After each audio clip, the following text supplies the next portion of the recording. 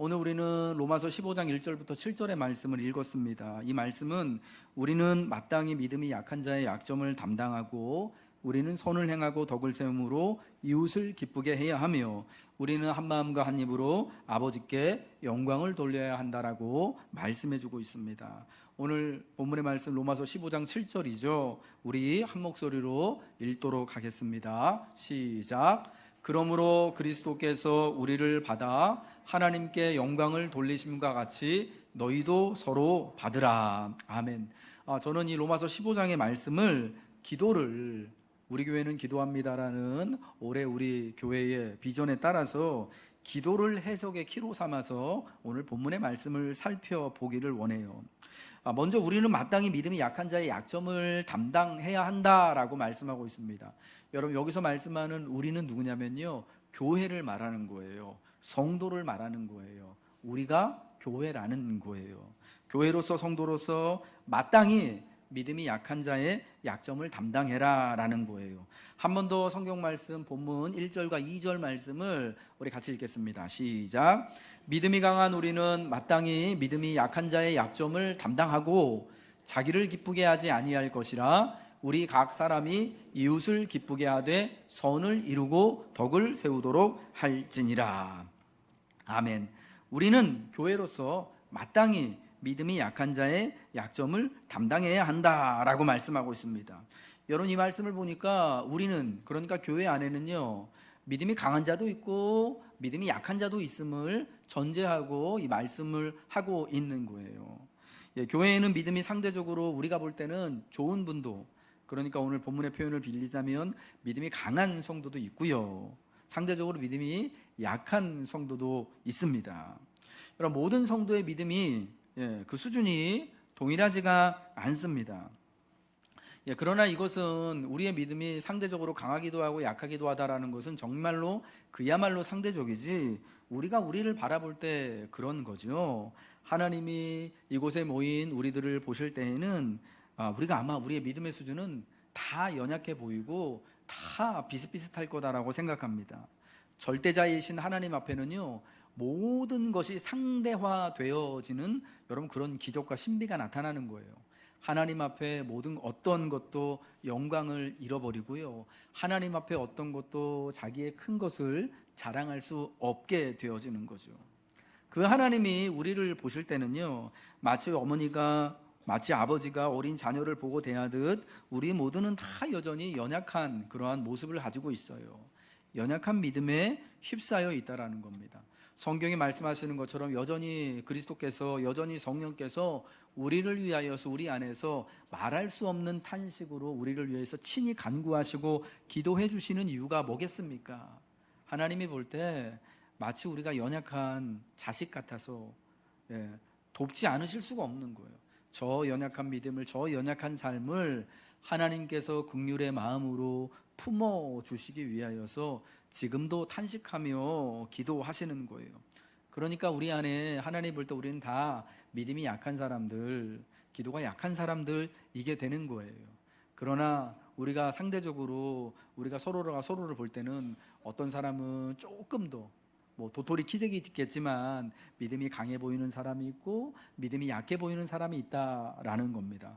바라기는 여러분, 우리가 하나님 보실 때 다 믿음이 연약한 자인 것처럼 또 우리가 서로가 서로를 바라볼 때에 또 함께 서로를 위해서 기도해 줄 수 있는 믿음이 강한 자 되시기를 주님의 이름으로 축복합니다. 약점을 담당한다라는 것이 무엇이겠습니까? 우리가 할 수 있는 믿음이 약한 자의 약점을 담당한다라는 것, 그 약점을 담당하는 가장 좋은 길, 가장 유익한 길은 뭘까 하는 것을 한번 좀 생각을 해 봤으면 좋겠어요. 우리 믿음이 강한 자가 믿음이 약한 자의 약점을 담당한다라는 것은 여러분 어떤 의미이겠습니까? 그 사람을 위해서 한 번 더 기도해 주고 그 사람의 유익을 위해서 내가 한 번 더 수고해 주고 헌신해 주고 하는 것을 믿음이 강한 자가 믿음이 약한 자의 약점을 담당하는 것이다라고 말할 수 있을 거예요. 특별히 저는 우리가 할 수 있는 믿음이 약한 자의 약점을 담당하는 것, 하나님 볼 때 우리가 다 믿음이 연약한 자로서 우리 서로 믿음이 약한 자의 약점을 담당하는 가장 최선의 길, 우리가 누구든지 할 수 있는 가장 유익한 길은 뭐냐? 바로 기도해 주는 것이다라고 말씀을 드리고 싶어요. 서로의 믿음을 위하여서, 삶을 위해서, 평안을 위해 기도하는 것이 저는 약점을 담당하는 것이다라고 말씀드리고 싶어요. 약점을 담당하기 위해서 뭐 여러 가지 할 수가 있겠죠. 강한 자가, 특별히 교회 안에 부유한 자가 가난한 자의 연약함을 담당하기 위해서 자기의 것을 조금 더 내놔서 오늘처럼 이렇게 추운 계절을 함께 살아갈 수 있도록 하는 것도 그 약점을 담당해 주는 일이 될 것이에요. 예전에 예루살렘 교회가 그 주변에 있었던 여러 이방인 교회들을 위하여서 바울이나 또 베드로와 같은, 혹은 또 바나바나 실라와 같은 유대인 목회자들을 이렇게 선교지로 파송을 해주잖아요. 그것도 믿음이 약한 교회의 성도들에게 하나님 말씀과 기도를 잘 가르치기 위하여서 약점을 감당해주는 일이 될 수 있을 것 같습니다. 여러분들, 그런 것을 본다면은 우리가 약한 자의 약점을 담당한다라는 것이 나도 약한데 내가 그럼 뭘로 할 수 있을까? 내가 할 수 있는 것이나 있을까? 우리 교회가 수고할 수 있는 것이 있기나 할까 하는 마음이 드는데, 그러나 우리가 서로의 약점을 담당하는 것에서 누구나 할 수 있고 어느 교회나 성도나 할 수 있는 것이 뭐냐면 바로 위하여서 기도해 주는 것이 된다는 거예요. 믿음이 약해서 기도할 수 없는 이들을 위해서 함께 기도해 주는 것이에요. 기도의 자리에 그 사람이 여러 가지 형편과 사정 때문에 오늘처럼 너무 춥고 또 건강에 문제가 있어서 예배의 자리에, 기도의 자리에 함께하지 못하는 그 사람의 이름을 불러가면서 그 사람의 이름이라도 기도의 자리에, 예배의 자리에 있도록 함께하는 것이 믿음이 강한 우리가 믿음이 약한 이들의 약점, 그러니까 기도하지 못하는 것이 될 수가 있겠는데요, 그것을 담당하는 것이 되는 거예요. 여러분, 그렇게 할 때 우리 서로의 믿음은 주님 안에서 점점 힘을 얻게 되는 거예요. 특별히 그 기도, 약한 자의 약점을 담당하는 우리의 기도는 그리스도 예수를 본받는 기도여야 합니다. 오늘 본문 15장에는요 그리스도가 총 4차례 나옵니다. 그리스도를 본받는 것이 우리가 강한 자가 약한 자의 약점을 담당하는 여러분 그 핵심이기 때문입니다. 예수님께서도 자기를 기쁘시게 하지 아니하시고 또 하나님을 기쁘시게 하고 또 예수 믿는 우리들의 유익을 위하여서 또 친히 주님께서 십자가를 지시는 그러한 은혜를 베풀어 주셨습니다. 그래서 주님이 자기를 기쁘시게 하지 않는 여러분 그 모습으로 말미암아서 우리가 다 하나님의 은혜에 들어갈 수 있는 기적을 얻게 되었던 거죠. 그리스도 예수를 본받아 기도할 때 그래서 자신을 기쁘게 하는 기도가 아니라 이웃을 위해, 교회를 위하여서 또 성도를 위해 기도할 때에 선을 이루고 덕을 이루게 된다라는 거예요. 여러분, 그러할 때 한 마음과 한 입이 되어져서 하나님께 영광을 돌릴 수 있게 되는 거예요. 여러분, 이러한 기도는 그리스도 예수를 본받는 기도입니다. 우리 예수님께서도 그 사랑하는 제자들을 위하여서, 제자들의 믿음을 위하여서, 제자들의 돌이킴과 회복을 위하여서 간절히 기도하셨던 것을 알 수가 있습니다. 누가복음 22장 31절부터 32절에 예수님이 잡히시던 그날 밤에, 그러니까 제자들과 마지막 시간을 보내시면서 시몬을 대표해서 또 제자들에게 이렇게 말씀합니다. 시몬아, 시몬아, 보라, 사탄이 너희를 밀가부르듯 하려고 요구하였으나 그러나 내가 너를 위하여 내 믿음이 떨어지지 않기를 기도하였노니 너는 돌이킨 후에 내 형제를 굳게 하라. 그날 밤이 지나면은 예수님이 잡혀가시고, 그리고 시몬을 비롯한 모든 예수님의 제자들이 밀가부르듯 다 사방으로 흩어질 것을, 도망갈 것을 예수님은 아셨어요. 그래서 시몬을 위해서, 제자들을 위하여서 예수님이 기도하신다는 겁니다. 내가 너를 위하여 기도한다. 어떻게 해요? 내 믿음이 떨어지지 않기를 기도한다. 어떻게 해요? 내가 돌이킨 후에 형제들을 굳건히 할 수 있기를 기도한다 라고 시몬을 위해서, 그 연약한 시몬을 위해서 기도해 주시는 거예요. 여러분, 이때 시몬이요, 내가 죽더라도 내가 차라리 죽을지언정 내가 예수님을 배반하지 않겠습니다, 예수님을 떠나지 않겠습니다 라는 말을 했는데, 그때 예수님 뭐라고 그러냐면 오늘 밤 닭이 울기 전에 네가 3번 나를 부인하리라 말씀을 하신 거예요. 여러분, 예수님이 시몬의 그 약함을, 시몬의 배신을 예언하시면서 뭐 시몬을 비난하기 위해서 이 말씀을, 그런 말씀을 하시는 게 아니라 이 시몬이 어떻게 될지를 너무 잘 아시는 거예요. 시몬을 위시한 요한과 제자들이 그날 밤에 어떻게 예수님을 버리고 사방으로 다 흩어지고 도망가게 될지를 너무 예수님이 잘 아시는 거예요. 3년간 그 사랑하는 제자들과 함께 있으면서 여러분, 그들이 얼마나 믿음이 약한지를 아시는 거 아니겠습니까? 여러분, 때로는 예수님의 제자들이요, 예수님을 대신해서 요단강에 나온 사람들에게 세례를 베풀기도 했고요. 예수님께 나온 사람들에게 세례를 베푸시는데 성경을 자세히 보세요. 복음서를. 예수님이 세례를 베푸시는 게 아니라 예수님의 제자들이 세례를 베풀었다라고 말씀합니다. 그리고 예수님이 그 제자들을 2명씩 또 이스라엘의 여러 고을로 보내시면서 복음을 전파하시잖아요. 그러면서 귀신을 쫓는 권능도 주시고 병든 자를 낫게 하시는 권세도 주셨습니다. 그래서 예수의 이름으로 기도할 때 제자들로 말미암아서 귀신이 도망가고 병든 자가 낫는 놀라운 기적이 일어나지 않았습니까? 여러분, 제자들은 그러니까 사실은 우리하고는 좀 다른 사람들이에요. 그렇게 보면은. 그런데 주님이 볼 때 어떻게 보십니까? 그런 제자들일지라도 약한 거예요. 오늘 밤 다 도망갈 것을 아시는 거예요. 믿음이 연약해서 예수님을 저버릴 것을 너무 잘 아시는 거예요. 여러분, 그래서 그들의 연약한 믿음을 위해서 믿음이 떨어지지 않기를, 그 떨어진 믿음, 돌아선 그 믿음이 다시금 주께로 돌이킬 수 있기를 위해서 기도해 주고 계시는 거예요. 그 약함을 너무나 잘 아시기 때문에 그 제자들을 위하여서 간절히 그날 밤 우리가 잘 아는 겟세마네의 그 기도, 땀방울이 핏방울과 같이 되어지는 간절한 기도를 졸려서 기도하지 못하는 그 제자들을 대신해서 3번이나 예수님이 하나님께 나아가서 간절히 기도하셨던 거예요. 문자 그대로 예수님의 기도는요, 제자들을 위한 기도였고요, 제자들을 대신하는 기도였다라는 거예요. 여러분, 우리의 기도가 이와 같은 그리스도 예수의 기도를 본받는 것이 되어져야 하는데요. 특별히 바울 사도도 예수님의 이 기도를 본받아서 디모데에게 기도할 것을 가르쳐주고 있습니다. 디모데전서 2장 1절과 8절의 말씀이죠. 그러므로 내가 첫째로 권하노니 모든 사람을 위하여 간구와 기도와 도구와 감사를 하되라고 가르칩니다. 그러므로 각처에서 남자들이 분노와 다툼이 없이 거룩한 손을 들어 기도하기를 원하노라 합니다. 바울이요, 디모데에게 첫 번째 권면의 말씀을 하는데 지금 2사람이 떨어져 있거든요. 바울은 로마 감옥에 수감되어져 있고 디모데는 바울이 에베소 교회에 보내서 에베소 교회를 바울을 대신해서 목회하도록 보냈는데 얼마나 할 말이 많겠습니까? 편지를 쓰면서 첫 번째 교훈하는 것, 강조하는 건 뭐냐? 디모데야, 내가 첫째로 너한테 권하는데 모든 사람을 위하여 기도해라. 모든 사람을 위해서 간구, 그들의 필요를, 그들의 기도를 가지고 하나님께 아뢰고 그들을 위해서 기도하고 도고, 이게 중보기도하는 거예요. 그들을 위해서 하나님 앞에 간절히 기도하고 감사의 기도를 올려라 라고 하는 겁니다. 여러분, 특별히 여기 모든 사람에는 그 세상의 임금들과 권세 있는 자들까지를 다 포함해서 기도를 하라고 말씀을 하고 있는 거예요. 이 바울이 볼 때 디모데에게 가장 중요한 것, 교회에 가장 중요한 것이 뭐니 해도 기도였다라는 거예요. 그래서 첫 번째 권면이 할 말이 얼마나 많았겠습니까? 바울은 이때에 자신에게 이제 시간이 얼마 남지 않았음을 잘 알고 있거든요. 정말 긴급하게 알려주고 싶은 것이 너무너무 많았을 텐데 어떻게 보면 유언가도 같은 이 말을 통하여서 첫 번째, 디모데야, 기도해야 된다. 너는 성도로서, 너는 특별히 목회자로서 특별히 간절한 마음으로 내 믿음을 위해서, 모든 사람을 위해서 기도해야 한다라는 것을 말씀하고 있어요. 왜? 기도가 가장 믿는 자에게는요 본질이기 때문이에요.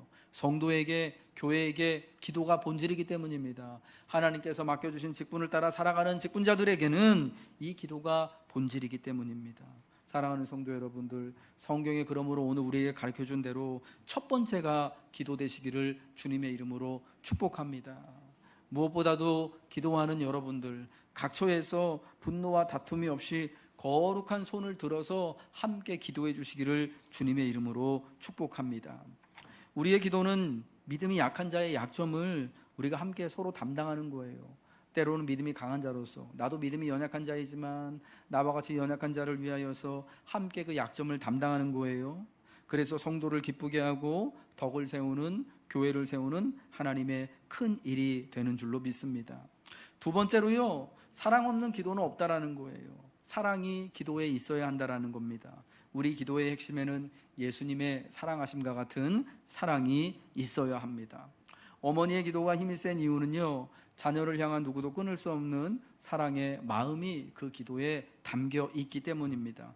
마찬가지로 우리 주님의 기도가 능력의 기도인 이유 역시 우리 주님의 기도에는 시몬을 향한 그 마음, 그 변함없는 사랑이 담겨 있는 것처럼 우리를 향한 그 사랑의 마음이 있기 때문입니다. 만일 누군가를 위해 여러분이 기도하시는데 그 사람의 약함을 위해서, 여러분 보통의 우리가 기도 제목 나누는 그 기도 제목들이 우리의 마음의 소원이 되는 경우도 있지만은 또 많은 경우에는 그것이 내 삶의 약점이나 어려움과 위기와 시험거리가 되기도 하잖아요. 여러분 그 기도가 사실은 약함이 그래서 되는 건데, 그 사람의 약함을 위해 기도하는데, 그 사람의 기도 제목을 놓고 기도하는데 여러분 그 기도하는 사람의 마음에 사랑이 없다면 무슨 일이 일어나겠습니까? 기도하는 이해 속에 기도하는 대상을 향한 정죄가 일어나게 되는 거예요. 비방이 일어나게 되는 거예요. 미움과 원망이 일어나게 되는 겁니다. 누가복음에 나오는 예수님이 말씀하신 두 사람의 기도의 비유가 그것을 분명히 보여줘요. 바리새인과 세리가 예루살렘 성전에 올라가서 두 사람이 기도를 하는데, 바리새인은 기도할 때 여러분 이 기도가 얼마나 자기를 뽐내고 드러내는 기도입니까? 더군다나 이 세리를, 그 당시 죄인이라고 여겨졌던 이 세리를 정죄하는 기도를 드리잖아요. 하나님, 저는 감사합니다. 저는 이 죄인과 같이, 이 세리와 같은 죄인이 아님을 감사합니다라고 하면서 자기를 뽐내고 드러내는 기도를 하지 않습니까? 여러분 그 사람은 기도함을 통하여서요, 사실은 옆에 있는 하나님을 향한 사랑의 마음도 없고, 그러니까 자기를 드러내고, 또 지금 같이 기도하고 있는 형제에 대한, 아마 형제라고도 생각을 못했겠지만 그 이웃에 대한 긍휼의 마음이나 자비의 마음도 없기 때문에 정죄하고 비방하는 마음이, 미움이 일어나는 기도를 하게 됐던 거예요.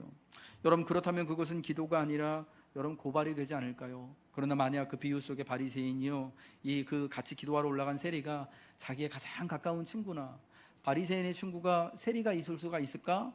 이런 걸 생각해 보면은 안 그럴 것 같은데도요, 여러분 그럴 수 있는 거잖아요. 나는 바리새인이지만은 내 주변에 정말 친한 누군가는, 친구는 세리의 일을 할 수도 있는 것이고, 우리 가족 중에 누군가는 또 그러한 일을 할 수도 있는 것 아니겠습니까? 살다 보면 그런 일이 얼마든지 왕왕 일어나게 되는 거잖아요. 그래서 만약에 그 사람이 자기가 같이 기도하고 있었던 그 기도의 자리에 있었던 세리가 자기의 형제나 가까운 이웃이나 친구였다라면은 여러분 그런 기도는 절대 드릴 수가 없게 되는 거죠. 다만 하나님, 저 불쌍한 친구를 용서해 주시기를, 긍휼히 여겨주시기를, 하나님 먹고 살 길이 없어가지고 이 땅에서 먹고 살려다 보니까, 이 나라가 이렇게 로마의 압제를 받고 있다 보니까 어쩔 수 없이 저 세리의 일을 하면서 세금을 걷어다가 로마에 바치고 그걸로 또 먹고 사는 저 친구를 불쌍히 여겨주시기를 여러분 기도하지 않았겠습니까? 예, 기도의 마음에 사랑의 마음이 들어가면요, 기도가 바뀌게 되는 거예요. 사랑하는 마음을 품고 기도하는 것은 그래서 정말 어렵습니다. 여러분 우리가 그래서 모르는 사람을 위해서 기도하는 게 불가능한 거예요. 할 수가 없는 거예요. 우리는 종종 기도하겠습니다, 당신을 위해 기도하겠습니다 하는 말을 종종 듣습니다. 그런데 서로 관계가 없는 사람들이 그런 말을 하면은, 여러분도 그렇지만 잘 믿어지지가 않잖아요. 저도 저를 위해서 기도해 주겠습니다라는 말을요 여러 번 듣습니다. 페이스북을 통해서도 듣고 유튜브를 통해서도 듣고, 어디 이제 세미나나 이제 목사님들 모임 가면은 이렇게 서로 이제 뭐 이야기하다가 인사하고 오면은 꼭 그렇게 기도해 주시겠다라는 분들이 이렇게 이야기를 들어요. 물론 그분 중에, 그분들이 또 기도하시는 분들은 또 기도해 주신 것이 너무나 고맙고 감사하겠습니다만은, 그러나 한편으로는 또 그런 생각이 들어요. 저분이 나를 뭘 알고 기도를 해줄까? 그러면서 사실은 별반 기대가 없어요. 기도해 주겠다는데. 왜냐하면 저하고 별로 관계가 없는 분이기 때문입니다. 예, 그게 정말 나를 위해서 걱정하고 사랑하는 마음이 담겨 있지 않은 것을 온몸으로 느끼기 때문이에요. 여러분 사랑에는요 마음의 애씀이 많이 들어가요. 기도에는요 애씀과 수고함이 많이 들어갈 수밖에 없습니다. 여러분 전혀 모르는 사람을 위해서 기도해 줄 수 있습니까? 힘드실 거예요. 기도하고 싶어도 하나님 아무개를 위하여 기도합니다. 예, 그렇게 할 수가 있겠죠. 그런데 정말 그 기도가 힘이 되어지는, 기도하는 사람에게도 힘이 되어지기 위해서는 정말 나하고 사랑의 관계에 있는 사람, 내가 적어도 일면식이라도 있고 그 사람의 형편이 어떤지, 그 사람의 마음이 어떤지, 삶이 어떤지를 좀 알 수 있을 때, 그래서 내 마음이 움직일 때 그 기도가 진짜 능력 있는 기도가 돼서 하나님이 그 기도의 중보를 통하여 역사하시고 기도하는 자에게도 하나님의 은혜와 위로를 더해 주신다라는 겁니다. 야고보서 2장 15절부터 17절에는 행함이 없는 믿음은 죽은 믿음이다라는 아주 되게 유명한 말씀이 있잖아요. 만일 형제나 자매가 헐벗고 일용할 양식이 없는데 너희 중에 누구든지 그에게 이르되 평안히 가라, 덥게 하라, 배부르게 하라 하며 그 몸에 쓸 것을 주지 아니하면 무슨 유익이 있으리요? 이와 같이 행함이 없는 믿음은 그 자체가 죽은 것이라 말씀하는데, 여러분, 저는 이 말씀을 기도의 관점에서 본다면, 누군가를 사랑하지 않는다면, 누군가를 위하는 그 마음이 없이 기도한다면 그 사람을 위해 기도하는 것은 헛것이다. 사랑하는 마음이 없다면은 기도하지 말아라 라는 뜻으로 또 들린다라는 겁니다. 종교적인 말들이 사랑보다 앞서면요, 위험하고 공허한 공간이 생겨납니다. 툭하면 사람들에게 기도할게요 라고 말하면서 실제로 기도하지 않는다면 그것은 사람들을 기분 좋게 하려고 종교적인 언어를 사용하는 것이 됩니다. 그것은 기도가 될 수 없고, 어쩌면 하나님의 이름을 십계명에서 금지하고 있는 것처럼 망령되이 부르는 잘못이 되기도 하는 겁니다. 왜요? 우리는 기도할 때 누구의 이름으로 기도하는 겁니까? 기도가 내 이름으로 하는 게 아니라 주 예수 그리스도의 이름으로 하나님 아버지께 올려드리는 거잖아요. 여러분, 그래서 우리가 기도할 때는요, 늘 마음이 있어야 하는 거예요.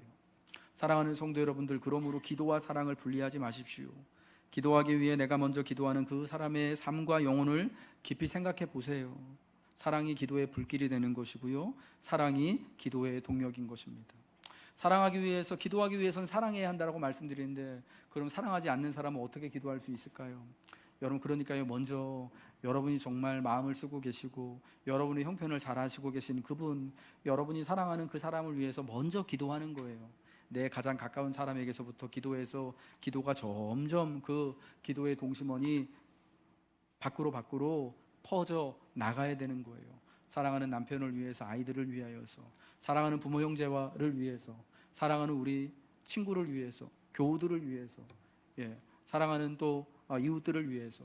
그러면서 점점 기도가 넓어 나갈 때 여러분, 우리의 기도에 계속해서 사랑하는 마음이 쌓이고 하나님의 은혜와 긍휼과 자비가 넘쳐나게 될 줄로 믿습니다.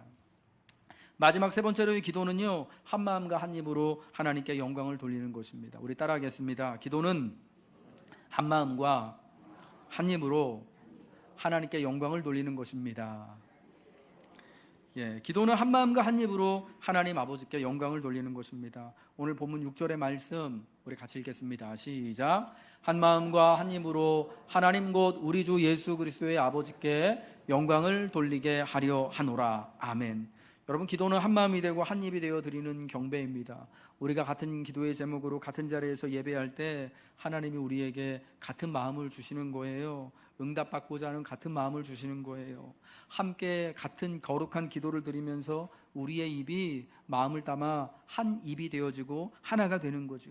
기도할 때 약함이 담당되고, 기도할 때 다름이 은사가 되고, 분열이 하나됨의 모습을 이루는 것입니다. 그러므로 우리는 서로를 받고 온전한 하나됨을 이루기 위해 함께 기도해야 합니다. 서로의 입장이 다르고 생각이 다를 때, 그때가 우리가 기도해야 할 때입니다.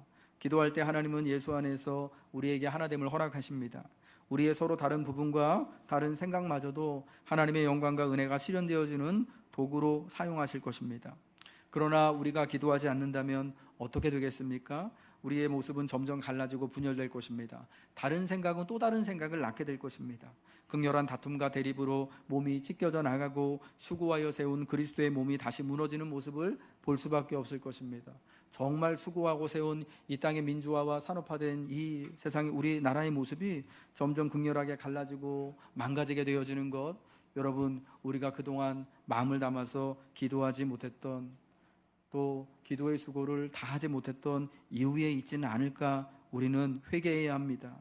서로의 다른 경험과 다른 생각이 부딪힐 때 우리는 그때를 기도해야 할 때로 알아야 됩니다. 기도하면 다름이 용납되고, 기도하면 약점이 강함이 되고, 분열의 위기는 극복이 됩니다. 흐르는 물은 오염되지 않습니다. 흐르는 물은 얼지 않습니다. 마찬가지로 기도하면요, 은혜가 끊이지 않습니다. 기도하면 비록 이렇게 미적지근하고 연약해 보일지는 모르더라도 우리 모두가, 약한 우리가 하나님의 은혜의 통로가 되어주고 도구가 되어지는 것입니다. 지난 주말부터 주말까지 굉장히 추웠기 때문에 곳곳에서 동파 사고가 흔하게 일어났다라고 뉴스에 보도가 되고 있습니다. 여러분, 동파를 방지하는 수도 계량기가 터지지 않도록 하는 최고의 방법이 뭐냐? 물이 흐를 수 있도록 계속해서 조금씩 흘려 보내는 것이라고 방송에 나오더라고요.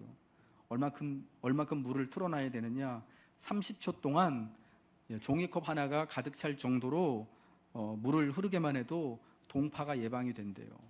그러니까 30초 동안 종이컵 하나가, 요만한 종이컵 하나가 사는 거 정도로 트니까 물을 정말 약하게 쫄쫄쫄 틀겠죠. 그렇죠. 그게 세게 트는 건 아닐 거 아닙니까? 30초 동안 차야 되니까. 예, 마찬가지로 여러분, 아무리 우리의 기도가 미약하고 연약하더라도 우리의 기도의 소리, 기도의 그 시간이 정말 별것 아니고 보잘것없는 것처럼 보일더라도 여러분, 그 기도가 끊이지 않고 계속해서 이어질 때 하나님의 은혜의 보좌로 그 기도가 흐르게 된다면 은혜가 막히지 않는 거예요. 하나님의 역사하심이 우리 가운데 있는 거예요. 반드시 응답은 주어지고, 오늘 성경이 말씀하시는 것처럼 그리스도의 기쁨과 평안을 마침내 우리가 맛보는 것입니다. 성도의 기도는 미약하지만 힘이 있습니다. 우리의 약점을 담당하게 하고 선을 이루고 덕을 세워주시게 됩니다. 한 마음과 한 입이 되게 합니다. 그리스도께서 우리를 받아 하나님께 영광을 돌리신 것 같이 성도의 기도는 하나님께 영광을 돌려드리는 것입니다. 이사야 41장 14절에요. 하나님이 이사야를 통하여서 이제 바벨론의 포로로 사로잡혀간 많은, 그 당시에 많은 위기에 어려움에 처해 있던 성도들에게 그들의 기도에 이렇게 응답하십니다. 우리 함께 읽겠습니다. 시작. 버러지 같은 너 야곱아, 너희 이스라엘 사람들아, 두려워하지 말라. 나 여호와가 말하노니 내가 너를 도울 것이라. 내 구속자는 이스라엘의 거룩한 이인이라. 아멘. 이사야 41장에 가면요, 이제 많은 사람들이 바벨론 포로와 같은 참 그 고향을 떠나고 굉장히 혹한의 땅에서 위기 가운데 살아가고 있었던 것을 보게 되는데, 여러분, 그 사람들이요, 사로잡혀간 그 땅에서 엄청난 위기와 시련 가운데 있던 그 삶의 자리에서 하나님 앞에 주님, 제발 저희들을 불쌍히 여겨주시기를 바랍니다라고 간절히 기도를 해요. 다시 우리 고향 땅으로 돌아갈 수 있길 바랍니다. 다시 저희들의 신앙의 삶이 회복되어지기를 원합니다. 다시 하나님 앞에서 은혜를 누리며 살 수 있기를 원합니다라고 삶을 위해서, 신앙을 위해서, 회복을 위하여서, 고향으로 돌아감을 위하여서 간절히 기도하는데, 하나님이 그 기도에 응답해 주시겠다라고 하시면서 하신 말씀이 버러지 같은 너 야곱아, 이 말씀인 거예요.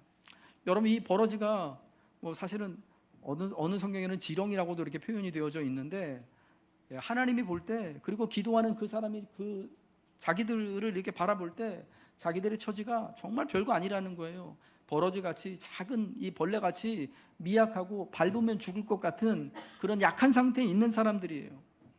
그들의 삶의 자리가, 그리고 사실은 그들의 기도가 그런 거예요. 하나님 살려주세요라고, 하나님 제발 돌아가게 해주세요, 하나님 제발 우리의 삶이 정말 회복되게 해주세요라고 기도하는 그 기도하는 사람들의 삶의 모습이 버러지 같은 거예요. 너무 약해 보이는 거예요.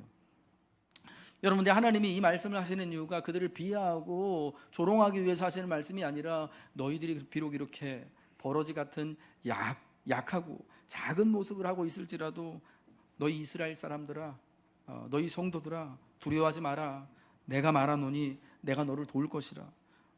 비록 내가 버러지 같더라도 살아갈 수 있도록, 내가 기도하는 것처럼 다시금 돌아올 수 있도록 내가 그렇게 응답할 거다. 내가 바로 너희의 거룩한 구속자가 되어주겠다라고 말씀하시는 거예요. 버러지 같은 야곱의 기도에 응답하심을 하나님이 약속하신 거죠. 사랑하는 성도 여러분들, 우리도 그러한 모습으로 지금 하나님 앞에 있을 거예요. 우리가 버러지 같은 모습일지 몰라요. 우리의 기도가 그렇게 버러지같이 미약하고 작고 보잘것없고 들릴락말락 하나님 앞에 들릴락말락한 그런 기도를 하고 있을지도 몰라요. 그런데 하나님이 그 기도를 들으시는 거예요. 비록 내 기도가 버러지 같은 기도라도, 버러지 같은 나의 삶이더라도 하나님이 들으시고 구원을 약속하시는 거예요. 응답을 허락해 주시는 것입니다. 그러므로 사랑하는 성도 여러분, 우리가 교회로서 기도하기를 원하여서 한 마음과 한 입으로 우리가 이제 함께 하나님 앞에 기도한다면 하나님은 우리에게 반드시 응답하여 주시고, 우리의 약점을, 우리의 약함을 하나님의 은혜로 위로하시고 채워주실 줄로 믿습니다.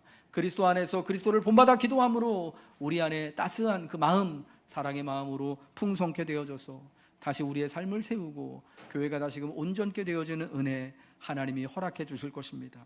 그러므로 우리가 함께 기도함으로 한 마음과 한 입으로 이 한 해 기도하는 교회가 되어주시기를 축복합니다. 기도하는 성도가 되시기를 주님의 이름으로 부탁드립니다. 성도의 기도는 미약하지만 힘이 있습니다.